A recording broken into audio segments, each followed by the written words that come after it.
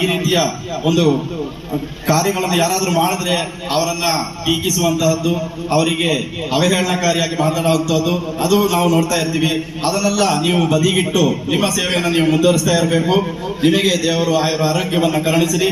ಹಾಗೆ ಕೇವಲ ಇದೊಂದು ವಿನಾಯಕ ಮಿತ್ರ ಮಂಡಳಿ ಅಥವಾ ವಿನಾಯಕ ಸೇವಾ ಸಮಿತಿಗೆ ಮಾತ್ರ ಸೀಮಿತವಾಗದೆ ನೀವು ಕೂಡ ಅವರ ಉತ್ಸವಗಳಲ್ಲಿ ಭಾಗವಹಿಸುವಂತದ್ದು, ಅವರಿಗೆ ಬೇಕಾದಂತಹ ಸೌಕರ್ಯಗಳನ್ನು ಒದಗಿಸುವಂತ ಪರಸ್ಪರ ಆಚೆ ಈಚೆ ಬೇಕು. ಒಂದು ಸೇತುವೆ ಅಂತ ಹೇಳಿದ್ರೆ ಕೇವಲ ಒಂದು ಕಡೆ ಮಾತ್ರ ಹೋಗುವಂತದ್ದಲ್ಲ. ನೀವು ಕೂಡ ಅವರ ಮೆರವಣಿಗೆಗಳು ಏನೋ ಬರುವಾಗ ಅವರಿಗೆ ಸಹಕಾರವನ್ನು ಕೊಡಬೇಕು.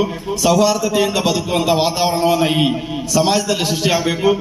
ಹಾಗೆ ಈ ಒಂದು ಕಾರ್ಯಕ್ರಮಕ್ಕೆ ಕೈ ಜೋಡಿಸಿದ ಸರ್ವರಿಗೂ ನಾನು ತುಂಬು ಹೃದಯದ ಧನ್ಯವಾದಗಳನ್ನು ಸಮರ್ಪಿಸ್ತಾ ಇದ್ದೇನೆ. ಹಾಗೆ ಫಲಾಹುಲ್ ಇಸ್ಲಾಂ ಸಭೆಯ ಸಮಿತಿಯ ವತಿಯಿಂದ ಸರ್ವರಿಗೂ ಹೃದಯಾಂತರಾಳದ ಧನ್ಯವಾದಗಳನ್ನ ಹೇಳುತ್ತಾ ಮತ್ತೊಮ್ಮೆ ಸೇವಾ ಸಮಿತಿಗೆ ನನ್ನ ವೈಯಕ್ತಿಕ ಧನ್ಯವಾದಗಳನ್ನ ಸಮರ್ಪಿಸ್ತಾ ಅವಕಾಶ